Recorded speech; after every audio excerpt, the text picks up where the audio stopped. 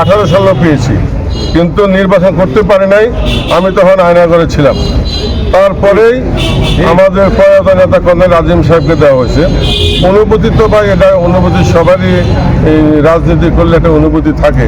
রাজনীতির সবচেয়ে শ্রেষ্ঠ অনুভূতি হলো আপনার জনগণের দোয়া ভালোবাসা নিয়ে যদি আপনার দল আপনাকে মনোনীত করে দানের শীষ প্রতীকে, এটাই হলো সবচেয়ে বড় সম্মান।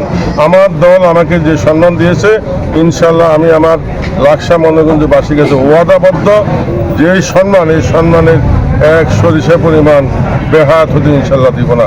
এই আমানত আমি লাকসা মনোগঞ্জবাসীকে নিয়ে তারেক রহমানের হাতে তুলে দেবো ইনশাল্লাহ। প্রতীক শহীদ রাষ্ট্রপতি জিয়াউর রহমানের প্রতীক, দেশ নেত্রী, তিনবারের প্রধানমন্ত্রী, আপসীন নেত্রী, গণতন্ত্রের মা বেগম খালেদা জিয়া এবং আমাদের চেয়ারম্যান জনাব তারেক রহমানের প্রতীক দানের শীষ আজকে সরকারিভাবে আমার হাতে তুলে দিয়েছেন। আমি আমার প্রিয় লাকসাম এবং মনোগঞ্জবাসীর কাছে কৃতজ্ঞতা প্রকাশ করছি এবং এই দানের শীষের জন্য বিগত 17-18 বছর আমার লাকসাম মনোগঞ্জের বিএনপি, যুবদল, ছাত্রদল, স্বেচ্ছাসেবক সহ সকল অঙ্গ সংগঠন লড়াই সংগ্রাম আন্দোলনের বিনিময়ে আজকে এই নির্বাচন অনুষ্ঠিত হতে যাচ্ছে। সেই নির্বাচনে আমরা অত্যন্ত আনন্দিত এবং উৎসাহ উদ্দীপনা নিয়েই আমরা নির্বাচনে প্রস্তুত আছি। ইনশাল্লাহ আজ রাত 12:01 থেকে নির্বাচনে যে আনুষ্ঠানিক প্রচারণা সেটা শুরু হবে। তো আমরা রাত 12:01 তার আনুষ্ঠানিক প্রচারণা, মানুষের ঘুম নষ্ট হবে। আমরা মিলাদ মাহফিলের মাধ্যমে, মিলাদ এবং দোয়ার মাধ্যমে আমাদের দিনটি শুভ সূচনা করতে চাই।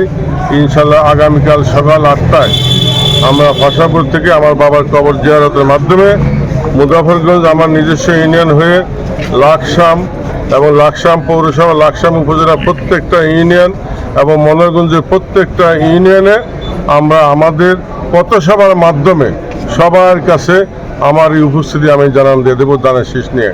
আর বিশেষ করে আমার যারা নির্বাচনে আমার সাথে আমার দলের নেতাকর্মী, অঙ্গ সংগঠনের নেতাকর্মী যারা আছেন, তাদের প্রতি আমি উদাত্ত আহ্বান জানাচ্ছি যে অতি উৎসাহী হইয়া যাতে কোনো ধরনের প্রভাকাণ্ডা কান না দেয় এবং কারোর সাথে ঝগড়াঝাটি না করে এবং কোনোভাবে উচ্ছৃঙ্খল আচরণ থেকে বিরত থাকবে।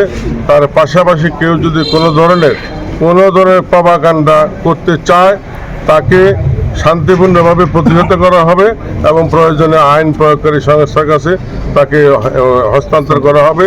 কোনোভাবেই আমার প্রিয় নেতাকর্মীকে আমি বিশেষ অনুরোধ জানাচ্ছি, কেউ যেন কোনোভাবে আইন নিজের হাতে তুলে না নেয়, এটাই আমার উদাত্ত আহ্বান। আর আমার লাকসাম এবং মনোরগঞ্জের যারা আমার প্রিয় ভোটাররা আছেন, তাদের প্রতি আমার উদাত্ত আহ্বান, আগামী 12 ফেব্রুয়ারি সারাদিন দানের শীষে ভোট দিয়ে আমাদের প্রিয় নেতা জনাব তারেক রহমানকে প্রধানমন্ত্রী বানানোর জন্যে প্রথম আওয়াজ তুলুন। লাকসাম মনোরগঞ্জের থেকে যাতে বিপুল ভোটের ব্যবধানে আমরা এই সিটটি জনাব তারেক রহমানকে উপহার দিতে পারি। আর আমার সাথে অন্যান্য দলের যারা নির্বাচন করতেছেন, তাদেরকে আমি আমার পক্ষ থেকে উষ্ণ সম্ভাষণ জানাচ্ছি, আহ্বান জানাচ্ছি, ধন্যবাদ জানাচ্ছি। সবাই মিলেমিশে ইনশাল্লাহ আমাদের নির্বাচনে হার জিত আছে।